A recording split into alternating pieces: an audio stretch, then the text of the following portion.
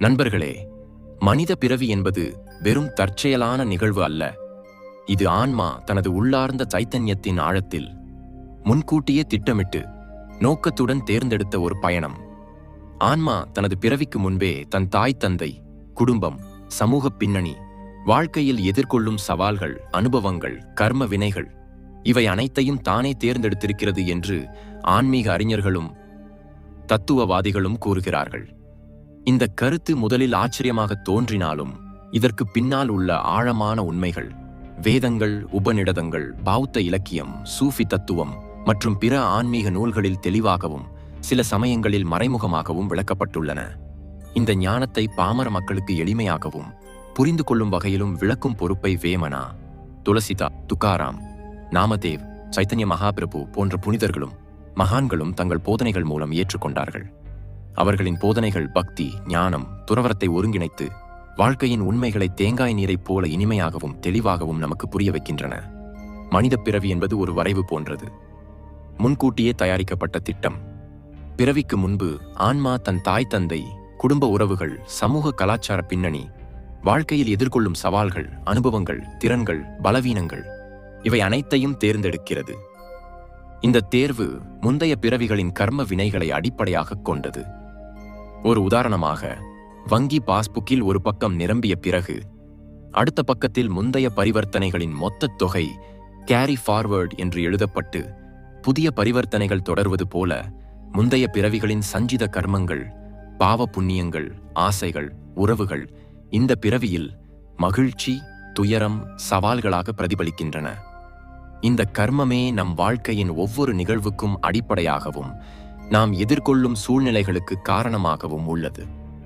பிறவிக்கு முன்பு ஆன்மா உருவமற்ற எல்லையற்ற ஆற்றல் வடிவில் உலகத்தை தாண்டிய காரண உலகம் என்ற நிலையில் இருக்கிறது. இந்த உலகத்தில் உடல், பயம், அகங்காரம், ஆசை, சந்தேகம் இவை எதுவும் இருப்பதில்லை. அங்கு அளவற்ற அமைதி, அன்பு, அகண்ட சைத்தன்யம் மட்டுமே உள்ளது. இந்த தெய்வீக நிலையில் ஆன்மா ஒரு மூல ஆற்றலுடன், அதை கடவுள், முழுமை, அகண்ட சக்தி அல்லது ஆதிசக்தி என்று அழைக்கலாம், ஒன்றாக இணைந்திருக்கிறது. இந்த நிலையில் ஆன்மாவுக்கு பசி, தாகம், துயரம், ஆசைகள் இருப்பதில்லை.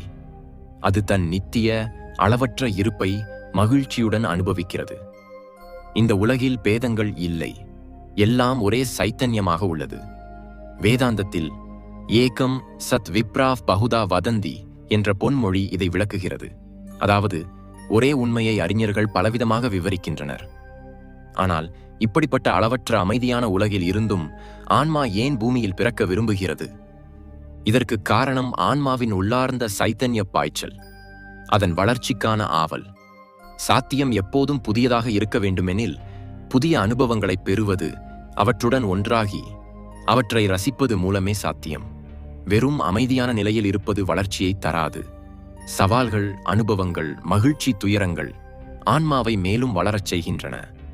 உதாரணமாக, இருண்ட மண்ணை உடைத்து விதை முளைப்பது போல, நெருப்பில் புடமிடப்பட்டு தங்கம் தூய்மையாகுவது போல ஆன்மாவும் கஷ்டங்கள், சவால்கள் மூலம் பளிச்சிடுகிறது. ஆன்மா தனது பயணத்தில் சுதந்திரத்திலிருந்து பந்தங்களை நோக்கி, அன்பிலிருந்து பிரிவை நோக்கி, வெற்றியிலிருந்து தோல்வியை நோக்கி, உறவுகளின் இனிமையிலிருந்து பிரிவின் வேதனையை நோக்கி பயணிக்கிறது. ஒவ்வொரு அனுபவமும் மகிழ்ச்சியாக இருந்தாலும், துயரமாக இருந்தாலும், ஒரு கண்ணீர் துளியாக இருந்தாலும் ஆன்மாவின் சைத்தன்ய வளர்ச்சிக்கு முத்துக்களைப் போல சேர்க்கப்படுகிறது. இதனால்தான் ஆன்மா பூமியில் பிறக்க ஆவலாகிறது. தான் தேர்ந்தெடுத்த சூழ்நிலைகளை அனுபவித்து எதிர்கொண்டு அவற்றை மீறி முன்னேறுகிறது. கர்மமே ஆன்மாவின் பயணத்தின் அடித்தளம். ஒவ்வொரு எண்ணம், உணர்வு, செயலும் ஒரு ஆற்றல் வடிவமாக மாறி அது ஒருபோதும் அழிவதில்லை. அந்த ஆற்றல் இந்த பிறவியிலோ அல்லது அடுத்த பிறவியிலோ பலனாக திரும்பி வருகிறது. உதாரணமாக, அன்பின் விதையை விதைத்தால் அன்பின் பயிர் கிடைக்கும். வெறுப்பின் விதையை விதைத்தால் பூச்சிகளால் சூழப்பட்ட பயிர் கிடைக்கும். இந்த கர்ம விதி ஆன்மாவுக்கு அதன் செயல்களின் பலனை உணரச் செய்கிறது. இந்த பிறவியில் நாம் அனுபவிக்கும் மகிழ்ச்சி, துயரம், சவால்கள் அனைத்தும் முந்தைய பிறவிகளின் சஞ்சித கர்மத்தின் பலன்கள். அதேபோல இந்த பிறவியில் நாம் செய்யும் கர்மங்கள், பிராரப்த கர்மம், நமது எதிர்கால பிறவிகளை தீர்மானிக்கின்றன. கர்மங்கள் ஆன்மாவுக்கு சங்கிலிகள் அல்ல, அவை ஞானத்தை நோக்கி வழிநடத்தும் படிகள். ஒவ்வொரு அனுபவமும் ஆன்மாவுக்கு ஒரு பாடம், அதன் வளர்ச்சிக்கு ஒரு மைல்கல். ஆன்மா தனியாக பயணிப்பதில்லை. மற்ற ஆன்மாக்களுடனான பந்தங்கள் இந்த பிறவி பயணத்தில் தோழர்களாக இருக்கின்றன. இந்த பந்தங்கள் தாய், தந்தை, வாழ்க்கை துணை, நண்பர்கள், எதிரிகள் அல்லது பிற உறவுகளாக வெளிப்படலாம். இந்த ஆன்மாக்கள் வெவ்வேறு பிறவிகளில் வெவ்வேறு பாத்திரங்களை ஏற்கின்றன. ஒரு பிறவியில் தாயாக, மற்றொரு பிறவியில் நண்பராக, இன்னொரு பிறவியில் எதிரியாக தோன்றலாம். ஒவ்வொரு ஆன்மாவும் மற்றவருக்கு அனுபவங்களையும் பாடங்களையும் வழங்க உதவுகிறது. இந்த உறவுகள் ஆன்மாவின் சைத்தன்ய வளர்ச்சிக்கு இன்றியமையாதவை. ஏனெனில் அவை அன்பு, சவால்கள், துயரம், மகிழ்ச்சி மூலம் ஆன்மாவை புனிதப்படுத்துகின்றன. ஆன்மா இந்த பயணத்தில் தனியாக இல்லை. தெய்வீக சக்திகள், ஆன்மீக வழிகாட்டிகள் ஆன்மாவுக்கு சரியான பாதையை காட்டுகின்றன. இந்த சக்திகள் ஆன்மா தேர்ந்தெடுத்த பிறவி வரைவை புரிந்து கொள்ள வைக்கின்றன. எதிர்கொள்ளவிருக்கும் சவால்கள், தேவைகள், உறவுகளை விளக்குகின்றன. இந்த வழிகாட்டுதல் ஆன்மாவுக்கு அதன் பலங்கள், பலவீனங்களை உணர்த்துகிறது. கனவுகள், எதிர்பாராத நிகழ்வுகள் அல்லது உள்ளார்ந்த அறிகுறிகள் மூலம் இந்த தெய்வீக சக்திகள் ஆன்மாவுக்கு வழிகாட்டுகின்றன.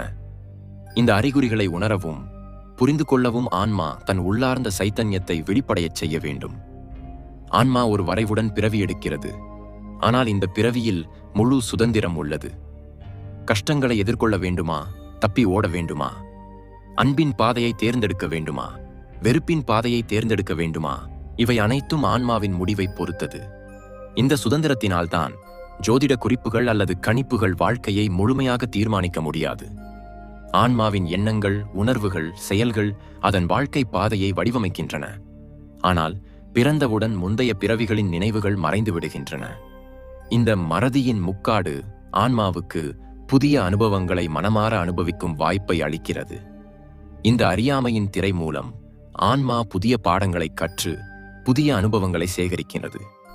பிறத்தல், அனுபவித்தல், கற்றல், போராடுதல், இதுவே வாழ்க்கையின் அழகு.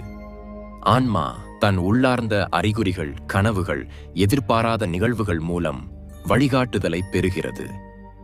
நான் யார்? நான் ஏன் பிறந்தேன்? நான் என்ன செய்ய வேண்டும்? இந்த கேள்விகள் ஆன்மாவில் சைத்தன்ய விழிப்புணர்வை தூண்டுகின்றன. இந்த விழிப்புணர்வு ஏற்படும்போது ஆன்மா விடுதலை பாதையில் பயணிக்கத் தொடங்குகிறது. தத்வமசி என்ற வேத மந்திரம், அதாவது நீயே அந்த உண்மை, இந்த ஆன்மாவின் பயணத்தின் இலக்கை சுட்டிக்காட்டுகிறது. இந்த உண்மையை உணர்ந்தால் ஆன்மா தன் இருப்பையும் அதன் தெய்வீகத்தன்மையையும் அறிந்து கொள்கிறது. உங்கள் பிறவி தற்செயலானது அல்ல. அது உங்கள் ஆன்மா தேர்ந்தெடுத்த ஒரு திட்டமிட்ட பயணம். உங்கள் தாய், தந்தை, உறவுகள், சவால்கள், திறன்கள், பலவீனங்கள் இவை அனைத்தும் உங்கள் ஆன்மா ஆழ்ந்து சிந்தித்து தேர்ந்தெடுத்தவை. இந்த பிறவியில் நீங்கள் அனுபவிக்கும் ஒவ்வொரு நிகழ்வும், நல்லதாக இருந்தாலும் கெட்டதாக இருந்தாலும், உங்கள் ஆன்மாவின் சைத்தன்ய வளர்ச்சிக்கு ஒரு படியாகும். இந்த பயணத்தில் நீங்கள் தனியாக இல்லை. தெய்வீக சக்திகளும் பந்தமுள்ள ஆன்மாக்களும் உங்களுக்கு உதவுகின்றன. உங்கள் எண்ணங்கள், செயல்கள் மூலம் உங்கள் வாழ்க்கையை நீங்களே வடிவமைக்க முடியும். இந்த உண்மையை உணர்ந்தால் உங்கள் வாழ்க்கை வாழைப்பழத்தை உரித்தது போல தெளிவாகிறது. தத்வமசி என்ற உண்மையை அனுபவிக்க உங்கள் உள்ளார்ந்த சைத்தன்யத்தை வெளிப்படையச் செய்யுங்கள். உங்கள் ஆன்மாவின் பயணத்தை ஏற்றுக்கொள்ளுங்கள். நண்பர்களே, இந்த வீடியோ உங்களுக்கு பிடித்திருந்தால் லைக் செய்யுங்கள், மற்றவர்களுடன் பகிர்ந்து கொள்ளுங்கள். இன்னும் எங்கள் சேனலை சப்ஸ்கிரைப் செய்யவில்லை என்றால் இப்போதே சப்ஸ்கிரைப் செய்து பக்கத்தில் உள்ள பெல் ஐகானை கிளிக் செய்யுங்கள். அடுத்த வீடியோவில் மீண்டும் சந்திப்போம். பார்த்ததற்கு நன்றி.